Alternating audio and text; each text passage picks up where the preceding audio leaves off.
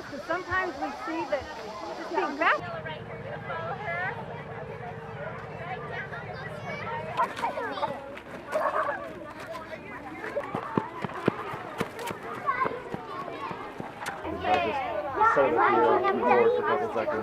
So today we're teaching the kids on how to transport water efficiently and safely. So we want to try and, a lot of times we got water where we don't need it, but we need it someplace else. So we take up the time to move it through pipes.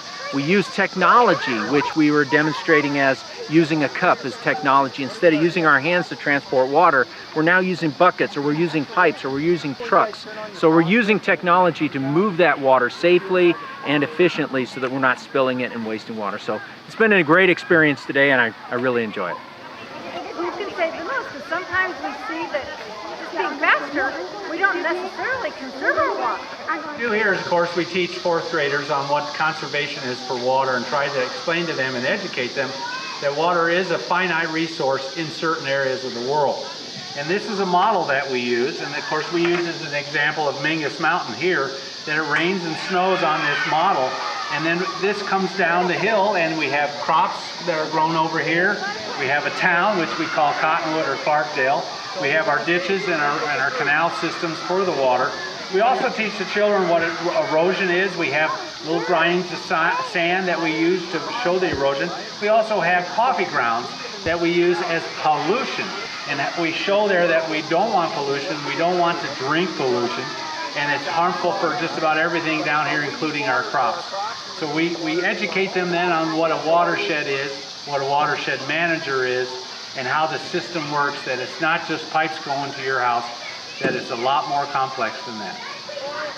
Down to a low, boy. All right, so what this station is teaching the students is groundwater and how water gets into the water tables in the aquifer, and how we pump it back out and what happens to it in all stages in between. So they come in, they teach them the water gets dropped into the aquifer and how it moves through the different stratas of our the ground under us. So we have layers that are impervious and layers that are gravel, where the water moves freely. And then what happens also if you introduce contamination, and how that moves down and eventually gets down into your water table where your pumps are set. And then we teach the kids, and that's the project they're doing right now, about how to get it back out of the ground and what happens to the water table as you pull that water out of the ground, and then what it takes to get it back into the ground. So it's a very slow process to get it from here down to here where you're pumping it out.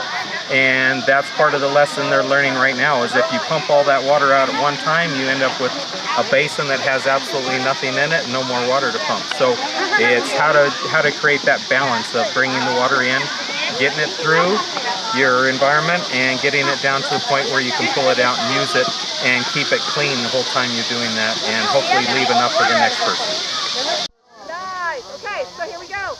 We have precipitation, percolation, evaporation, and flowing. Hi, I'm Shannon Young. I'm the Water Festival Coordinator, and I would like to thank the U of A, the City of Cottonwood, all the schools in the Verde Valley, Home Depot, Freeport McMoran, everyone who makes this event possible in any way, shape, or form.